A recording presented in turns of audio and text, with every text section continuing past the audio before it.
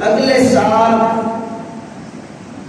یا پچھلے سالوں میں ہم نے دادا کے نام کی قربانی کی تھی، دادی جی کے نام کی قربانی کی تھی، ابا جی کے نام کی، اس سال اپنے نام کی قربانی کرنی ہے، اگلے سال بیوی کی، پھر بچے کی، پھر بہو کی، پھر بیٹی کی۔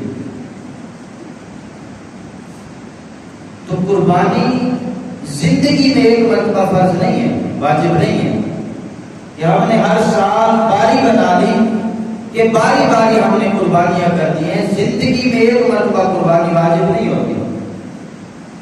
قربانی ہر سال نئے سرے سے ہر عاقل بالغ صاحب نصاب مسلمان پر واجب ہوتی ہے۔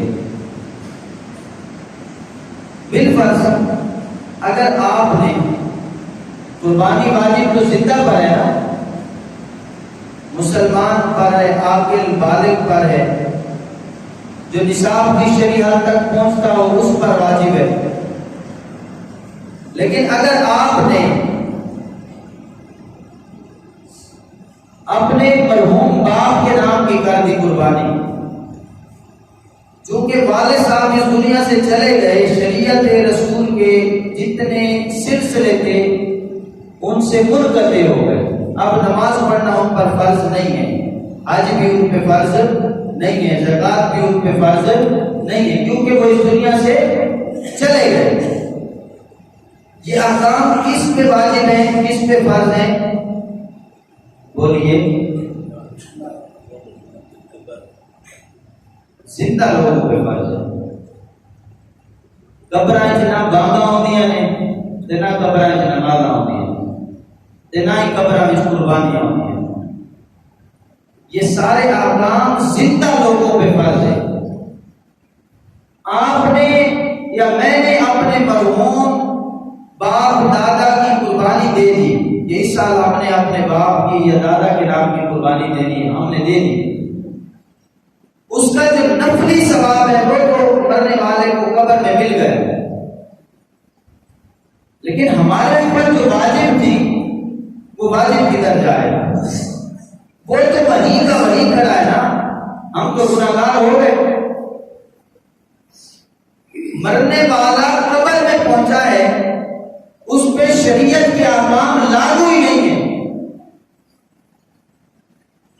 اس کے نام کی ہم نے قربانی دے دی جس پر شریعت کے احکام لاگو نہیں تھے، لیکن جس پہ شریعت رسول کا حکم فرض واجب تھا ہم نے اس کو چھوڑ دیا۔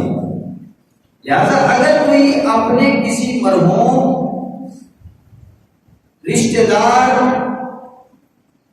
اللہ کے رسول صلی اللہ علیہ وسلم کی طرف سے یا کسی اور کی طرف سے قربانی دینا چاہے تو اس کے لیے کیا حکم ہے کہ وہ کیا کرے؟ دو قربانیاں دے، پہلے اپنے نام کی قربانی دے کیونکہ اس پہ واجب ہے، کسی کے نام کے دینے سے، کسی کے نام پر قربانی دینے سے آپ پر جو واجب شریعت کی واجبات کا حکم ہے وہ وہی کا وہی رہے گا، کوئی ثابت نہیں ہوگا۔ لہذا آپ واجب کا حکم توڑنے کی وجہ سے آپ گناہگار ہوں گے۔